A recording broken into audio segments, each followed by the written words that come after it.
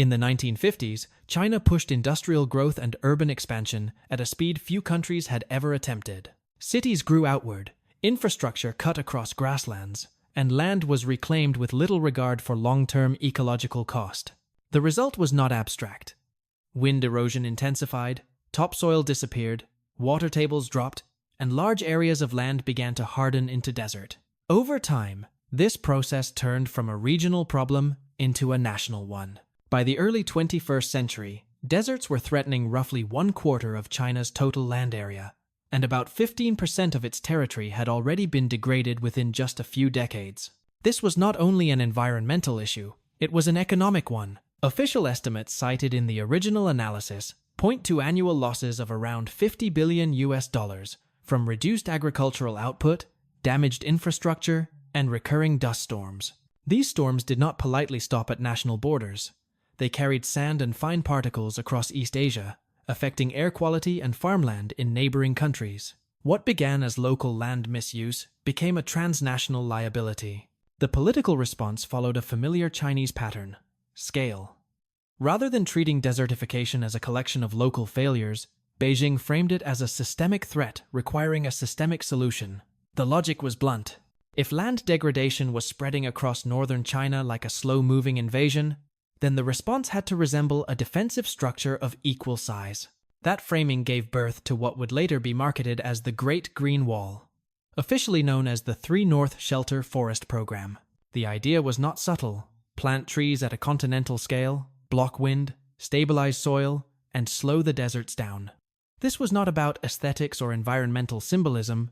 It was about buying time for food security, social stability, and economic continuity. Critics often forget this context when they reduce the project to a vanity exercise.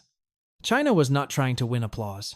It was trying to stop a measurable loss of land, money, and control. From the start, the project carried an implicit admission of past mistakes. Rapid development without ecological safeguards had produced real damage, and the bill had arrived. The question was no longer whether intervention was necessary, but whether intervention on this scale could actually work without creating a new set of problems. That question hangs over the entire project and will define every phase that follows. The project that later became known as the Great Green Wall officially began in the year 1978, at a time when China was quietly reassessing the environmental cost of its earlier development push. The government framed the initiative as a long-term afforestation program, stretching across the northern, northeastern, and northwestern regions of the country. These areas formed a broad arc of ecological vulnerability, where grasslands and semi-arid zones were steadily giving way to sand. From the beginning, the scale was deliberate. The plan called for tree planting across roughly 88 million acres of land, much of it near or around the historic Great Wall region. This was not an isolated conservation project run by specialists behind closed doors. It was designed as a mass mobilization effort. In 1979, China institutionalized a National Tree Planting Day, held every year on March 12th. On that day, students, workers, soldiers, and officials were expected to pick up shovels and plant trees. Participation was framed less as a choice and more as a civic duty. Over the following decades, this approach produced staggering headline numbers. According to figures cited in the original analysis, more than 78 billion trees were planted nationwide within a few decades. The official objective was equally blunt: raise forest coverage in northern China from roughly 5% to 15%. In policy terms, this was not about biodiversity or ecological elegance. It was about coverage, density, and physical barriers against wind and sand. The project also carried an economic rationale that often gets overlooked. Beyond slowing desert expansion, the shelter forests were meant to supply timber, stabilize rural incomes, and reduce pressure on farmland lost to erosion. In other words, the trees were expected to pay rent. This dual purpose explains why the program survived leadership changes and economic cycles. It was not framed as environmental charity, but as infrastructure. From a Western perspective, the approach can feel heavy-handed. From Beijing's perspective, it was consistent. If desertification was a national-scale risk, then the response had to be national, visible, and compulsory. Whether that logic translates into lasting ecological success is a different question. But as a policy design, The Great Green Wall was never vague about its priorities or its methods. One reason the Great Green Wall was never treated as a purely domestic project is simple geography.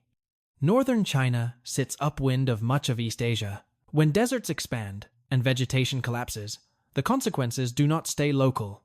The Gobi Desert alone has been advancing steadily for decades, swallowing grassland at a rate measured in thousands of square miles over time. Each year, large sections of land lose their ability to support agriculture, and the exposed soil becomes airborne. The dust storms that follow are not minor weather events. They reduce visibility, damage crops, clog infrastructure, and push fine particulate pollution deep into urban centers. According to the framework laid out in the original analysis, these storms also cross borders, degrading farmland and air quality in Japan, North Korea, and South Korea. In other words, desertification in northern China exports risk whether anyone agrees to it or not. This is where the project's logic shifts from environmental protection to strategic risk management.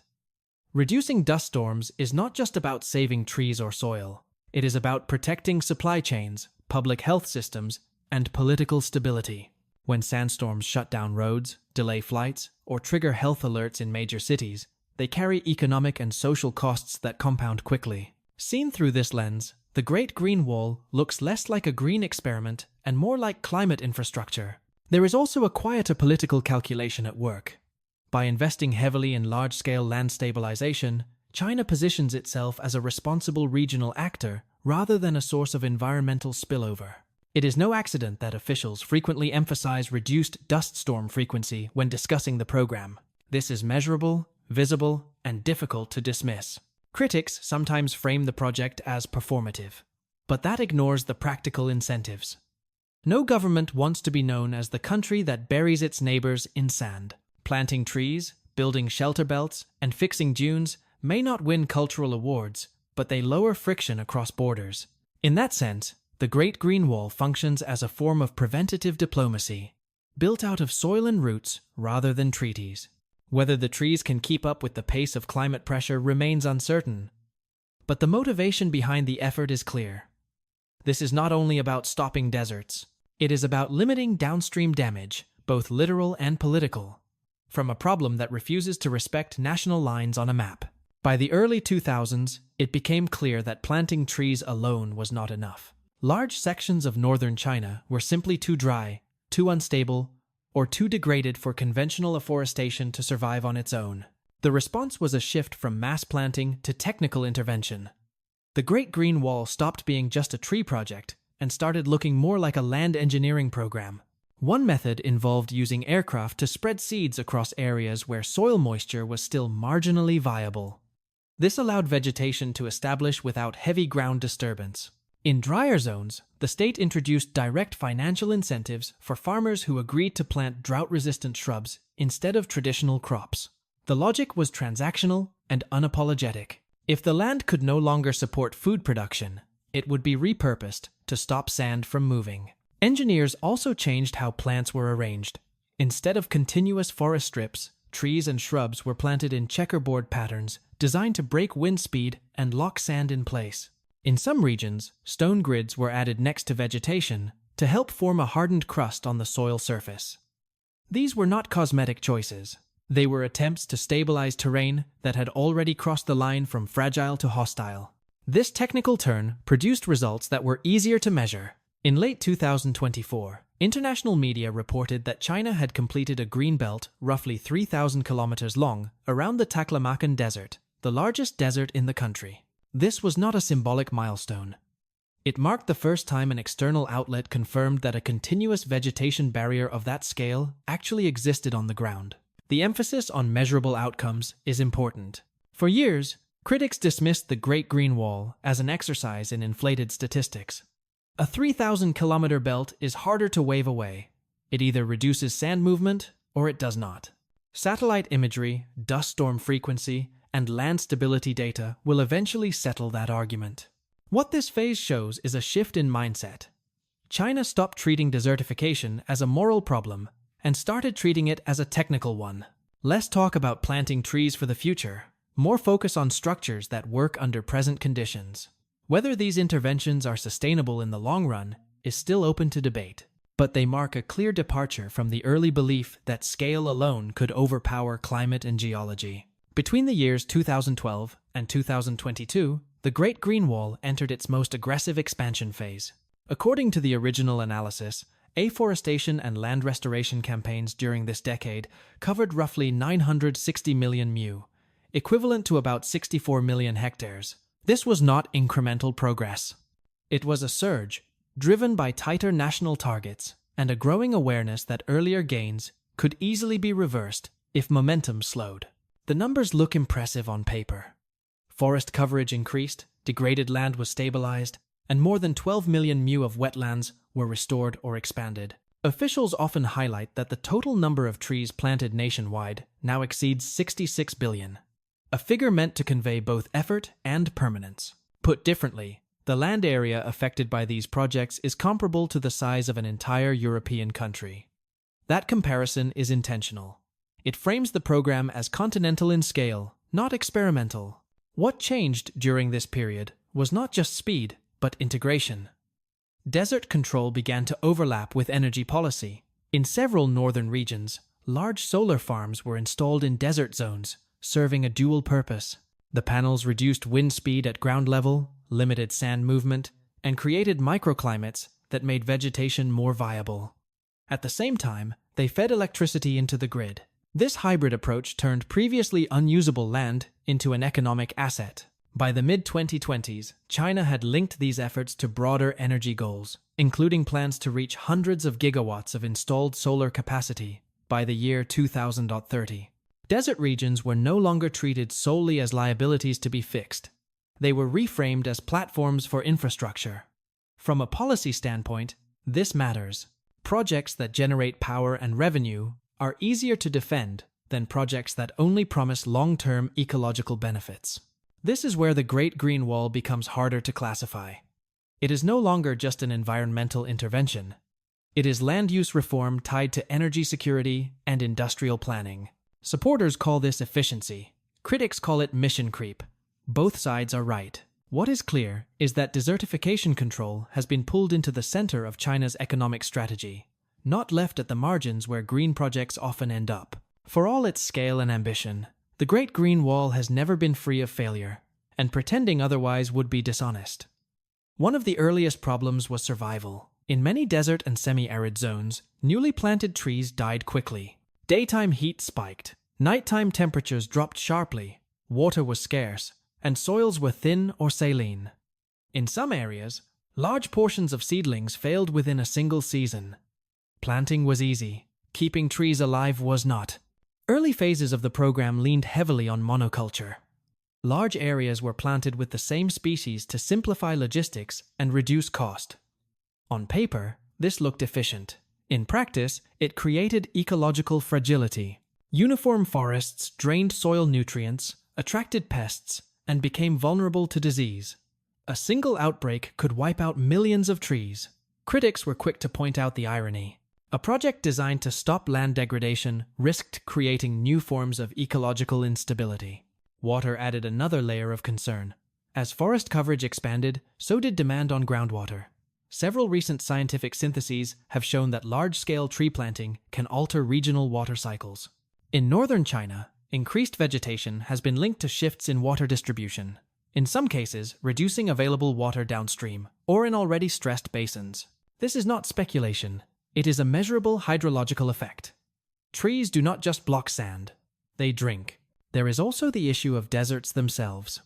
Contrary to popular belief, deserts are not empty wastelands waiting to be fixed. They contain unique mineral compositions and play a role in global dust and nutrient cycles. Large-scale transformation risks disrupting processes that are poorly understood. Some ecologists argue that certain areas should be stabilized, not forested. That distinction rarely makes it into political messaging. These critiques do not invalidate the project, but they do change how success should be measured. Fewer dust storms are a win. Healthier soil is a win. But declining water tables, dead plantations, and long-term maintenance costs are part of the same balance sheet. Governments tend to celebrate ribbon cuttings. Nature sends invoices later. The uncomfortable truth is that there is no clean victory here. Desertification control at this scale is an ongoing trade-off between damage control and unintended consequences. The Great Green Wall did not eliminate risk. It redistributed it. Whether that redistribution proves manageable is the question that will define the next decades of the project. By design, the Great Green Wall is not a short-term campaign. It is scheduled to run until the year 2050, which already tells you how the Chinese government views the problem. This is not a project meant to produce quick political wins. It is a long test of governance, patience, and adjustment. The official lesson learned over 4 decades is blunt. Planting trees is easy, but building living systems that survive heat, drought, pests, and economic pressure is not. That realization has slowly shifted priorities. Later phases of the program place more emphasis on native species, mixed planting, fencing, vulnerable zones, and working with local ecosystems rather than forcing uniform solutions. Individual contributions are also highlighted more openly. Figures like Yin Yusen, who transformed thousands of hectares of barren land into productive green space over decades, are held up as proof that long-term commitment matters more than headline numbers. This is a subtle but important change in tone. Central planning still dominates, but survival on the ground depends on local adaptation. Internationally, China has begun exporting its experience. Through partnerships linked to the Belt and Road Initiative and global desertification forums, Chinese researchers and agencies share techniques ranging from sand barriers to soil-binding materials. Some of these methods are experimental. Others are already being tested abroad. Whether this represents environmental leadership or strategic influence depends on where you stand, but the knowledge transfer is real. The core question, however, remains unresolved. Has the Great Green Wall stopped desertification, or has it only slowed it down? The honest answer is that it has done both. In some regions, desert expansion has clearly been reduced.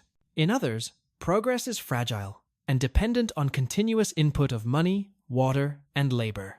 This is not a failure. It is the reality of managing land under accelerating climate stress. In the end, the Great Green Wall is less a miracle solution than a working prototype.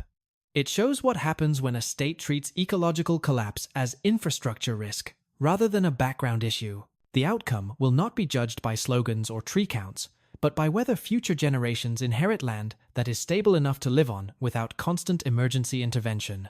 Thanks for watching, and we would like to know what you think about this approach to fighting desertification. So leave your thoughts and opinions in the comments section below.